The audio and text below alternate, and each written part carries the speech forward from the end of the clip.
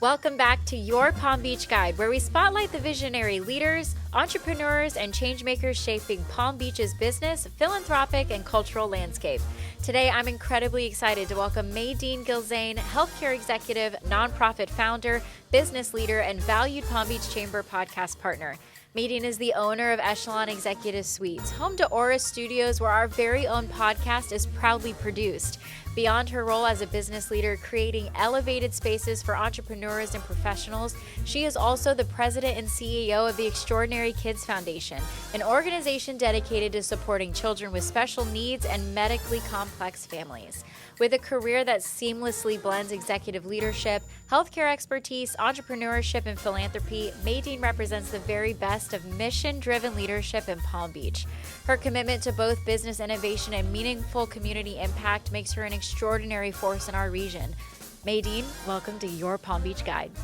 All right, Madean, welcome to the podcast. Hello. Thank you. Hello. Thanks so much for having me. Well, listen, I'm so glad we finally got this on the calendar because we are in your studio, in your space, and we just needed to make sure that we could be here and hear about your story. So thank you so much for being here. Truly. Honored, truly honored. So we'll jump in really quick. You wear many hats, okay? You're a healthcare executive, a nonprofit leader, entrepreneur, owner of this beautiful space, and now a very valued chamber member. So walk our listeners through how you would describe your professional journey. Oh my goodness. So my journey has been a journey that has taken me a while to really get to where I am today, but it has all been with perseverance, I would say. Any and everything that I have achieved thus far has not come easy. However, I have been extremely determined to just knock the things that I have set out for my life off the list one by one. And so I think I've persevered through a lot, I've achieved a lot, and I'm still growing and learning through it all. No, I love that. And when you say you've persevered and you've been able to knock things off, when you talk about the list of priorities for how things have fallen in your career, did you have a plan set out already, or was it just something that came along every step of the way? A little bit of both. Yeah. Like certain things that I planned when I was in the healthcare executive space and I was running nursing homes, I feel like I had like my 5-year plan and things like that. But when I stepped out into my entrepreneurial journey, then I kind of, right. It's kind of as it comes, right? Because that's just how the journey is. Like one minute you start off and you're like, I want to do this, this, and that. And then all of a sudden something shifts and then you have to shift with it. So I think it's been a mixture. Yeah. Well, and what brought you to open up Echelon Executive Suites, the building that we're in right now? What brought you to that, and how did you see the gap in the market in Palm Beach for this type of space? So one of the things that I realized early on in my entrepreneurial journey is how hard it is to really be able to stand out, especially from a financial standpoint. When you're starting out, you don't have the luxury of, being able to go and, rent a whole storefront or rent a building. And so for many people, they work from their home. And that's just not always feasible or possible, especially depending on the kind of business that you have. So when I had the vision for Echelon, I wanted a place where entrepreneurs, solopreneurs, and various organizations can come and actually feel like, oh my gosh, like I have a wonderful space, but it's also economical and I can afford it. And I think that's like that was the gap in the market, because when I looked around at the other executive suites, space, correct, they really were not that affordable. Correct. Right. You look around and you're like, oh, I have, a tiny office for over $1,000 a month. And you're like, that's crazy. I'll just work from my closet in my house. Right. Like, Exactly. So I love that you saw that gap and then acted on it. And then, even walking around your space now, and you open tours to everybody, and this place is open, normal business hours to come and see. But you've really developed a unique space here and a shared workspace, like with this studio, with the benefits that this membership gets you. And you designed all of this. This is your vision. Yes. Love designing, love interior decorating. You wear many, many hats. Yes. So when it comes to Aura Studios and the specific creative and business side, whether it's podcast shooting or content shooting, what was your vision behind having multiple opportunities within one roof? Well, I feel like it's really important when you're a business owner that you represent yourself well. right? And so for me, being able to have a space where our members and our entrepreneurs can come and do their headshots, do their content, do their branding was like vital. And let's face it, podcast is the wave, right? And so I wanted to be able to offer that so that they don't have to go outside to get what they need. It's all right here in the house. And to me, that's a part of your marketing and putting your best foot forward is really being able to shoot and produce quality content. Right. Well, and I think too, sometimes it can seem intimidating for businesses to, especially if you're, a solo entrepreneur, like you mentioned, and you're not quite sure, like you have this great idea, but then you need all of these other things. And so the fact that you provide that space for your members is huge, and it's all here, and you have a team almost here supporting people as well. Absolutely. And what else is in Echelon as well? You have the executive suite space, but I know you have some other things on the first floor. Oh, yes. So on the first floor, we actually have an event and meeting space that can hold up to 150 people. So it's great for anyone that wants to teach a class or wants to host an event. If they want to have a grand opening for their business, they can do it there. It comes with all the bells and whistles, tables, chairs. It has a kitchenette area. Wow. And so that has been great. We've actually partnered with the city as well to be able to offer classes through the city. They teach lots of entrepreneurship classes here as well. So that's been amazing. A lot of our nonprofits that we house here are also able to do their events there, fundraisers, different things. So it's just a really great multi-functional space. We've done fitness classes in there. We've done Pilates in there. You've done everything, yeah. So explain to us a little bit, how important do you believe professional environments are for businesses to foster innovation, collaboration, and growth? It's vital. It's vital. Number one, you're surrounded by others that are in your same journey that you can collaborate with, that you can work with and partner with. So, on the journey of entrepreneurship, it is very lonely. So being in an environment where you can knock on someone's door and say, hey, let's have lunch together and just chit chat and talk. And, that's, very important. And not only that, I feel like when you are in an environment where like there's a high standard, it almost forces you to elevate and to rise to those standards as well. So I think being in a professional environment is one of the keys to your success when you're in a space like this, when you're on that journey of like trying to grow your business, trying to get where you need to get to. I think it's a key. When you talk about, let's go back to your personal journey really quick, because you touched on the importance of community, but you've had a very, you said, rocky road leading here. And when you share about community and the importance of that, can you share some personal stories of where you maybe felt isolated, but then you also still were able to find a community in that space? Oh, yeah, absolutely. And I think that is so important, being able to find a community. For me, especially when I started, I didn't really know anyone in this, space. And so it was important for me to, immerse myself, joining the chamber and, doing, going to networking events and things of that nature. And in the beginning, it is lonely because you're walking in and you kind of feel like the small fish like, hey. in the big pond, and you're like, hey, this is what I do. Right. But I think that the more that I did it and the more I surrounded myself with people that were, on the same journey as me, it helped to push me further. And it also helps when you see people that are further along than you, because then you're like, yeah, this is possible. I can do this, because they were able to do it and persevere. So I think that community is really key on this journey, and finding your community, finding a community that you can, that you can be around, and that, they can pour into you, you can pour into them. It's really so important. Well, and when it comes to Palm Beach, specifically in West Palm, and this just evolving hub of what entrepreneurship is, and specifically the influx of people moving here, how do you see it in the next 5 years? Do you think that we're just going to continue on this surplus of growth, or is there going to be a cap?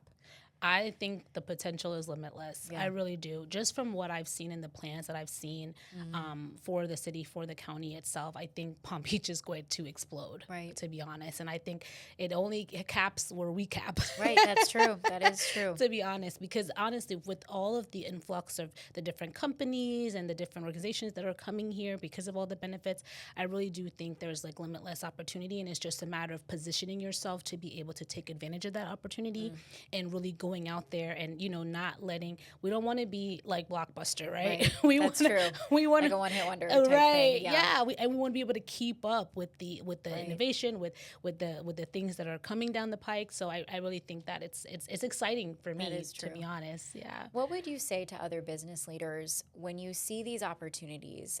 What would you help them kind of understand, like, this is an opportunity that you need to take? What would you share with other business leaders about that, and like how to see those opportunities?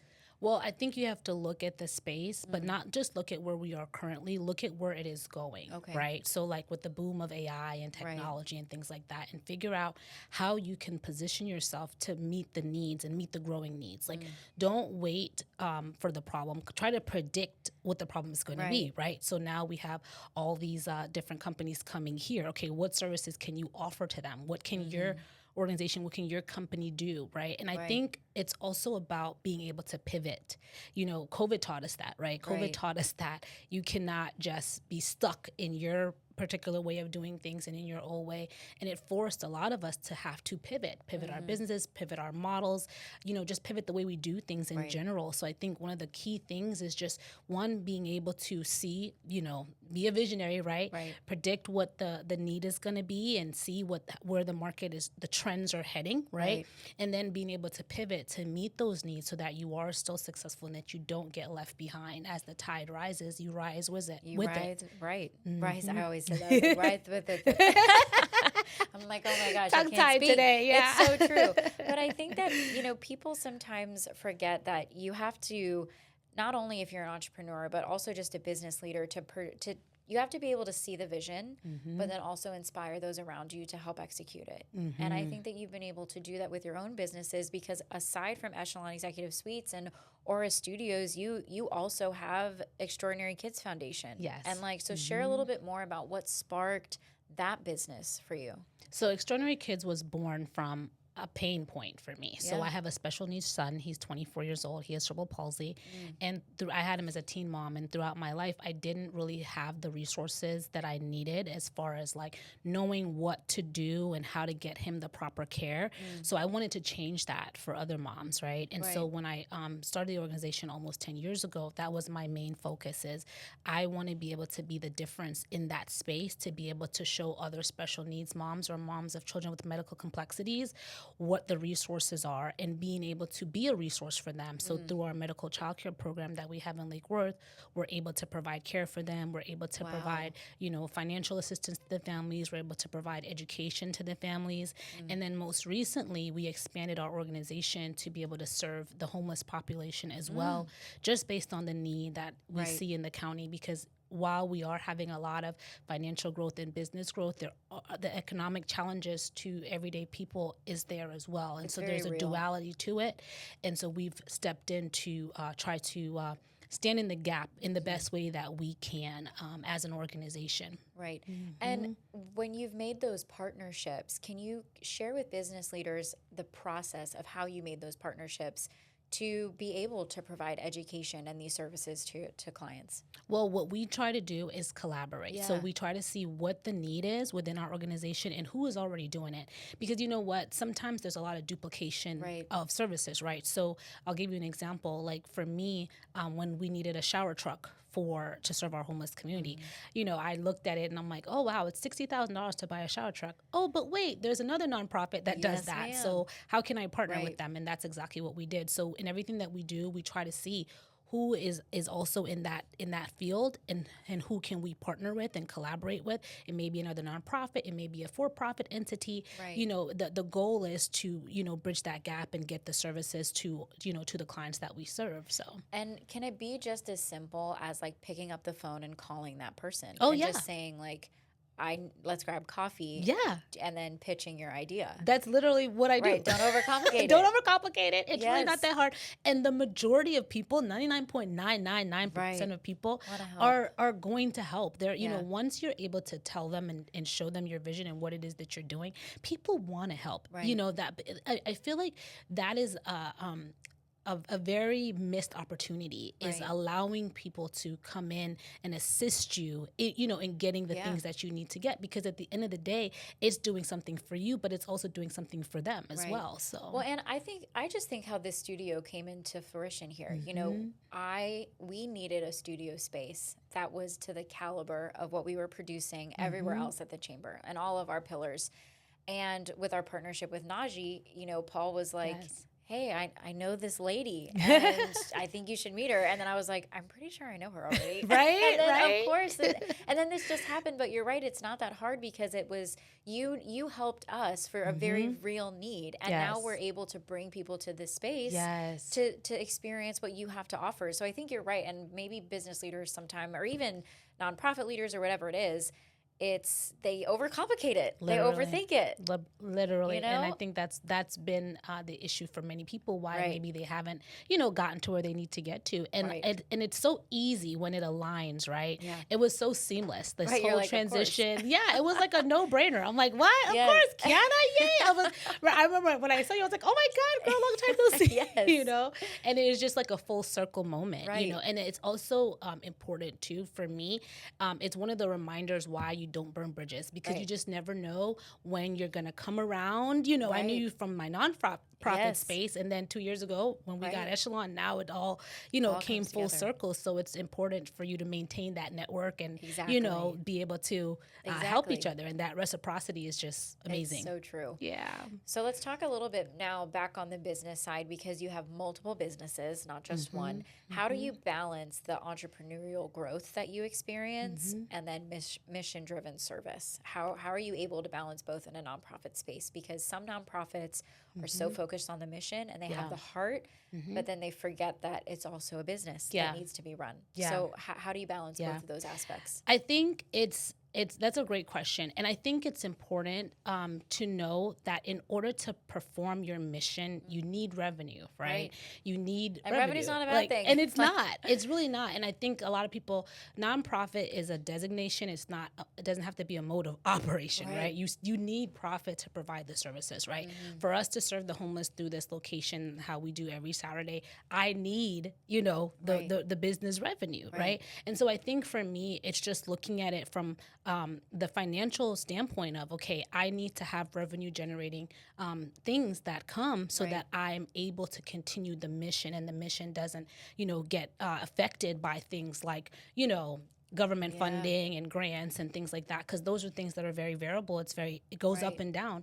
So I think once you realize that in order to do the things that your nonprofit wants to do, you need revenue, it becomes like it's a constant reminder for me, like, okay, we need to make money to be able to continue and to be able to be sustainable. I don't want this my nonprofit to die with me. I don't want the vision to die with me. It needed to go on in perpetuity after I'm long gone. So I have had to create systems and processes and, investments to be able for it to grow and to continue. Yeah. And what has this process taught you about you as a leader? Because people forget that not only with sustainability, but the importance of setting up all of those processes so it will surpass you. So what has that taught you? So it's really taught me how to see things in the future. It's really taught me how to be a visionary and a builder. Like, I can't just think about the now. I have to be able to think about years from now, right? And not only that, it's not just the clients that I serve, but it's my staff that, help us to run the organization. And how do I put things in place, so that their jobs are secure and that, they're able to, feed their families and all those things. So I think it's made me more forward thinking as a leader. It's made me a little bit more of a risk taker, I would say, too, because I want to be able to do things that are going to expand us and grow us. I don't want to stay, too safe, because, sometimes if you stand still, you die, know? So you constantly have to move. You constantly have to grow and take risks. And so that's one of the things that it's done for me. And my leadership style is, okay, what am I going to risk in order to be able to, make sure that my organization continues? And you have an incredible team around you, and I know that you're very involved in this community. And so, as a woman business leader, so let's put on our female hats, know, in this space. and across multiple industries, you know, you're not just, of course, the one facet. What would you give just a word of encouragement or advice to other women in business that, you know, sometimes we kind of overthink ourselves, you know, and we put ourselves in a box. Yeah. And it's, you know, what would you say to those ladies that are like, I'm in a leadership position. I'm here, I'm leading a team, but I also need to be growing as well. And I need to make sure that my team around me is supported. So what would you say to those women? I think the biggest thing that I would tell them is to find your identity first, right? So it's very hard to lead when you don't truly know who you are and what's important to you, right? So once you find that, you're able to really do things in a way that you're honoring yourself and so that you can honor those around you, right? The next thing that I would say is to invest in yourself as a leader. Continue to grow, continue to learn. You know, one of the things early on in my career is I had a really great mentor when I was like 22, literally coming out of college, and she was very instrumental in like instilling certain things within me, right? So even as a leader, you still need someone that's also pouring into you so that you can continue to pour into your team. I think that's one thing that we don't do enough as women because we wear so many hats, right? We're moms, we're wives, we're doing all the things, and then it's like, but who's pouring into you, right? Because you can't lead, you can't pour from an empty cup, right? And so I think that's one of the things that I've learned over the years is to pour back into myself, you know, through self-care, through therapy, through being surrounded by amazing women that, you know, that are able to pour into me. So I think that's something that I would, you know, tell them is like, make sure that you're taking care of you so that you can also take care of those around you and those that you lead. And what drives you personally to continue to pour into yourself? Like, what is that motivation for you? So I think my faith is huge for me. It's been on my journey and of healing and wholeness, I call it, right? I love that. I think my faith has been one of the driving factors, right? As well as my family, my children. You know, I have a daughter, and I call her my little mini me.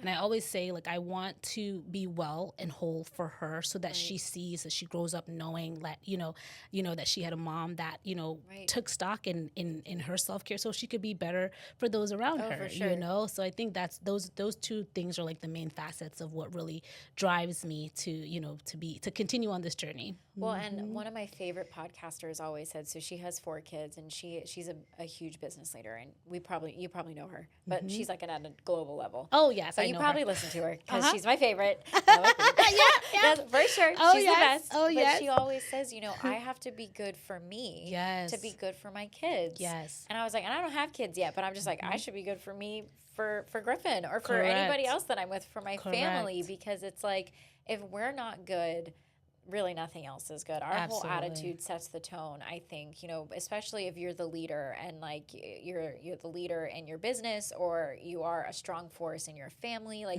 you set the tone. Absolutely. And I love that you say that, though, because that could mean anything. That could mean, you know, if you do a self-care thing, or if like you need to go to the gym at a certain time, or, you know, whatever that looks like, you have to prioritize that as well. And while still being a servant leader and still, you know, just showing gratitude and appreciation for everything that we have. So I love that you say that, because it makes me happy. And not feeling guilty for it. Yeah, not feeling guilty for it. Exactly. So let's pivot really quick, as we have a couple more minutes, again, to Palm Beach and West Palm Beach as this, you know, just this hub of growth right now, because we've been here. Well, through the South. Honestly.